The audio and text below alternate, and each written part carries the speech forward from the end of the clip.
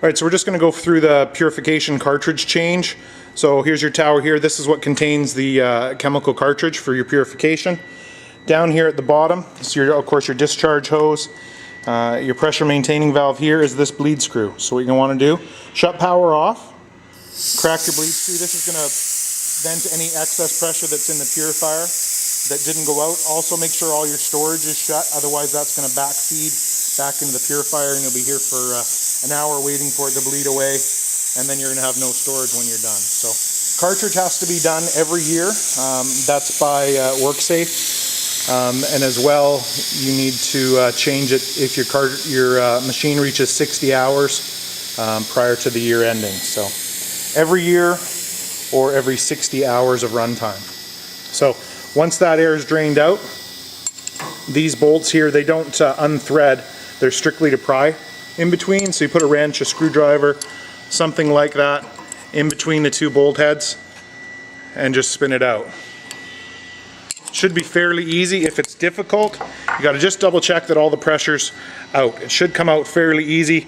You might have to loosen it real quick with the wrench, but then it should be fingertips to take it out. So we'll quickly spin that out.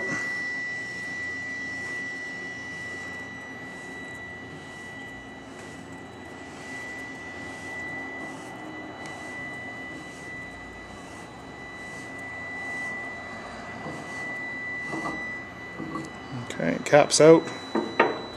And if we reach down inside, you'll see the cartridge there. Reach it and grab it by the wire. If you can't reach with your fingers, you can get in there with a pair of pliers or something and then tug it up. And this is a purification cartridge here. So the white beads here, they're activated alumina. They're a desiccant that can handle liquid water. So if you had a little liquid water in the bottom of the tower, when it started up and fired that back into the cartridge, the alumina will absorb it and handle the liquid. This here, the brownie beads, they're a molecular sieve, and they're not tolerable of liquid water. If they get liquid water on them, they react violently and will heat up and actually can cause a fire in the cartridge. The little gray-brown section here, that's Cariolite or Hopcolite. It's a catalytic converter, and what it'll do is any carbon monoxide that is absorbed by the machine from exhaust from the trucks or a parking lot outside, whatever it may be, it will convert it to carbon dioxide. The black crystals here, they're carbon, basically just activated carbon or charcoal, and they're to absorb any smells or excess flavors or tastes in the air. And the last little brown beads there, a 13X molecular sieve, and what that does is it'll absorb any excess carbon dioxide. So if your Cariolite converts, that'll help absorb the excess and get your air back into standard conditions for Z180. Otherwise, if you're sucking in good air, good fresh air, you have no troubles. The concern is always with exhaust from vehicles, so make sure that the air source is fresh from outside and not anywhere that it could absorb excess exhaust. Okay, so new cartridge.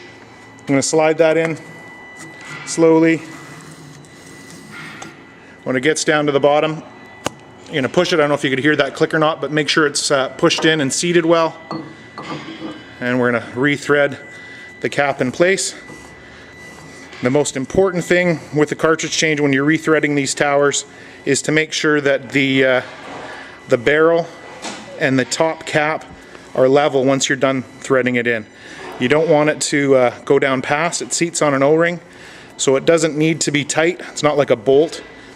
So you're just going to tighten it in, and there's the O-rings just started to grab there, so it gets a little stiffer. You may need a wrench to get it down the last little bit.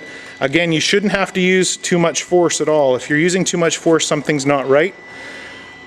And there we go.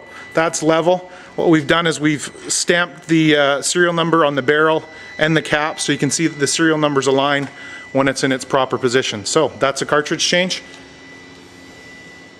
Once you've done that, all you have to do is then close your bleed screw back up and you're good to go. Put the power back to the machine and you can continue running.